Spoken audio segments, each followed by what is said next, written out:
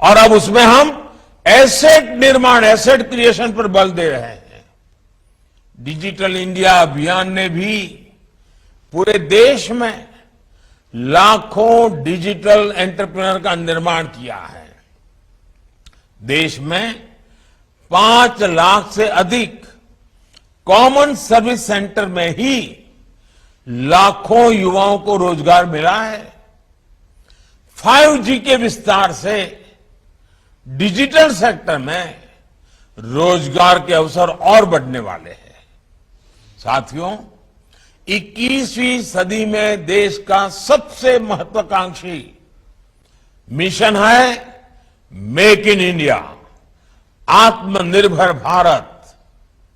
आज देश कई मामलों में एक बड़े आयातक इंपोर्टर से एक बहुत बड़े निर्यातक एक्सपोर्टर की भूमिका में आ रहा है। अनेक ऐसे सेक्टर हैं जिसमें भारत आज ग्लोबल हब बनने की तरफ तेजी से आगे बढ़ रहा है।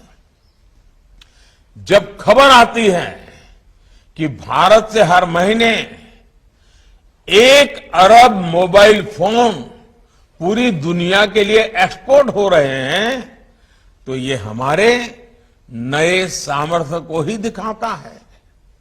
जब भारत एक्सपोर्ट के अपने पुराने सारे रिकॉर्ड तोड़ देता है, तो वे इस बात का सबूत होता है कि ग्राउंड लेवल पर रोजगार के नए अवसर भी बन रहे हैं।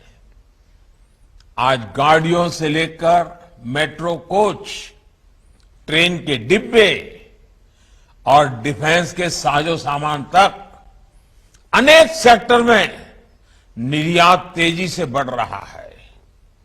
ये तभी हो पा रहा है क्योंकि भारत में फैक्ट्रियां बढ़ रही है। फैक्ट्रियां बढ़ रही है तो उसमें काम करने वालों की संख्या बढ़ रही है।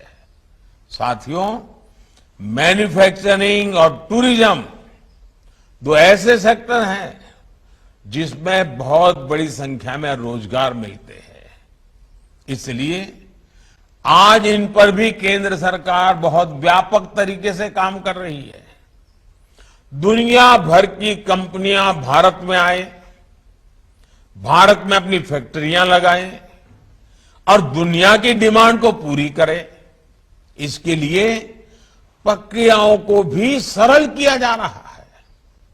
सरकार ने प्रोडक्शन के आधार पर इंसेंटिव देने के लिए पीएलआई स्कीम भी चलाई है। जितना ज्यादा प्रोडक्शन उतना अधिक प्रोत्साहन, ये भारत की नीति है। इसके बेहतर परिणाम आज अनेक सेक्टर्स में दिखने शुरू भी हो चुके हैं। बीते वर्षों में ईपीएफओ का जो डेटा आता रहा है, वो भी बताता है कि रोजगार को लेकर के सरकार की नीतियों से कितना लाभ हुआ है। 2 दिन पहले आए डेटा के मुताबिक इस साल 17 लाख लोग ईपीएफओ से जुड़े हैं। मैं अगस्त महीने की बात कर रहा हूं। यानी ये देश की फॉर्मल इकोनॉमी का हिस्सा बना है। इससे भी करीब 8 लाख ऐसे हैं जो 18 से 25 साल के उम्र के ग्रुप के हैं। साथियों, इंफ्रास्ट्रक्चर निर्माण से रोजगार निर्माण का भी एक और बड़ा अवसर होता है, एक बहुत बड़ा मजबूत पक्ष होता है। और इस विषय में तो दुनिया भर में सब लोग मान्यता है कि हाँ, ये क्षेत्र है जो रोजगार बहुत बढ़ाता है।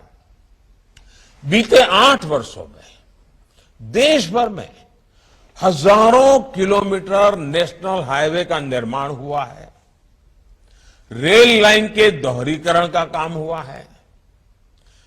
रेलवे के गेज परिवर्तन का काम हुआ है। रेलवे में इलेक्ट्रिफिकेशन पर देश भर में काम किया जा रहा है।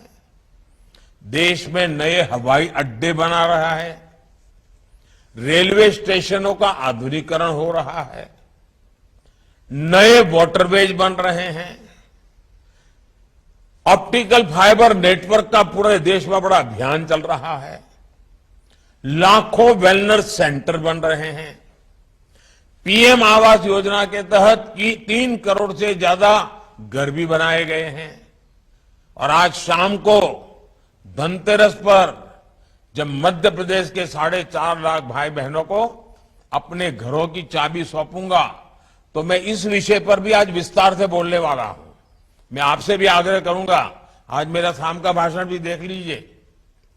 साथियों, भारत सरकार इंफ्रास्ट्रक्चर पर 100 लाख करोड़ रुपए से ज्यादा का लक्ष्य लेकर चल रही है। इतने बड़े पैमाने पर हो रहे विकास कार्य स्थानीय अवसर पर युवाओं के लिए रोजगार के लाखों अवसर बना रहे हैं। आधुनिक इंफ्रा के लिए हो रहे ये सारे कार्य टूरिज्म सेक्टर को भी नई ऊर्जा दे रहे हैं। आस्था के, आध्यात्म के, ऐतिहासिक महत्व के स्थानों को भी देश भर में विकसित किया जा रहा है। ये सारे प्रयास रोजगार बना रहे हैं, दूर सुदूर से भी युवाओं को मौका दे रहे हैं। कुल मिलाकर देश में अधिक से अधिक रोजगार के निर्माण के लिए केंद्र सरकार एक साथ अनेक मोर्चों पर काम कर रही है। साथियों, देश की युवा आबादी को हम अपनी सबसे बड़ी ताकत मानता है। 21वीं सदी के भारत में सरकारी सेवा सुविधा का नहीं, बल्कि समय सीमा के भीतर काम करके देश के कोटि कोटि लोगों की सेवा करने का एक कमिटमेंट है, एक स्वर्णिम अवसर है। स्थितियां, परिस्थितियां कितनी भी कठिन हो, सेवा भाव का सरोकार और समय सीमा की मर्यादा को हर हाल में हम सब मिलकर के कायम रखने का प्रयास करेंगे।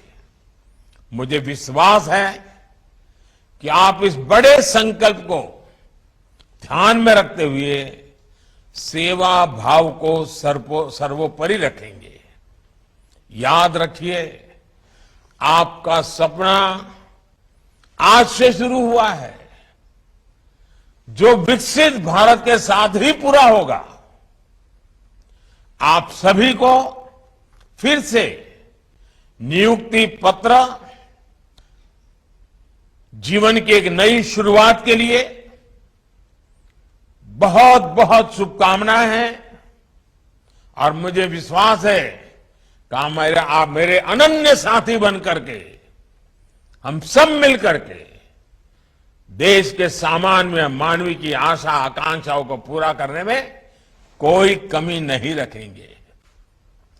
धनतेरस का पावन पर्व है, हमारे यहां इसका अत्यंत महत्व भी है। दिवाली भी सामने आ रही है। यह अनेक त्योहारों का पल है। उसमें आपके हाथ में ये पत्र होना आपके त्योहारों को अधिक उमंग और उत्साह से भर देंगे, साथ में एक संकल्प से भी जोड़ देंगे, जो संकल्प 100 साल का जब भारत की आजादी का समय होगा, अमृत काल के 25 साल, आपके जीवन के भी 25 साल, महत्वपूर्ण 25 साल, आइए मिलकर के देश को नई ऊंचाइयों पर ले जाए। मेरी बहुत बहुत शुभकामनाएं हैं। बहुत बहुत धन्यवाद।